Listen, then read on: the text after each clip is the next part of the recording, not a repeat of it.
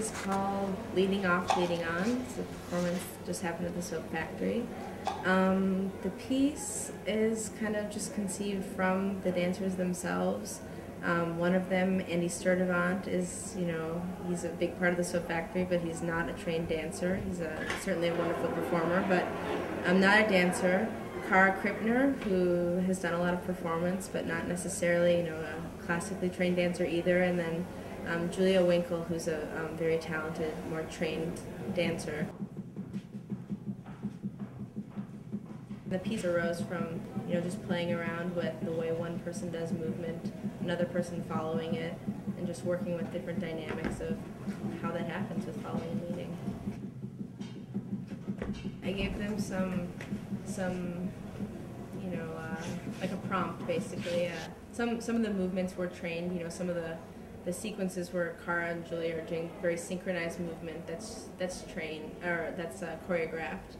Some of the other stuff was more improvised on their part, but the movement, a lot of the movement itself stems from the title is Leading Off, Leading On. So the leading on comes from like a baseball, when you're leading off of a base.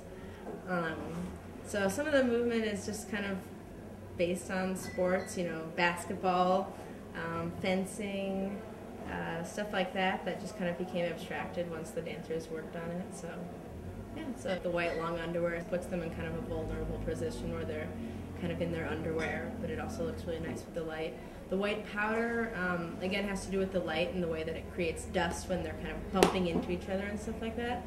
But also it kind of became like what you do in gymnastics or something like that when you chalk up your hands before you, jump onto the thing. That's another thing that we worked with is I kind of asked them all, what is their experience with sports, Cara had done gymnastics, so she was, she knows how to do all of this stuff, and she said, oh, that's like chalking up my hands in gymnastics. And so we kind of all went from there. We just chalked up our whole bodies before we kind of performed. Yeah, so working with that and working with the music, which I made with a friend, Joe Burns. We created the music and then just went from there.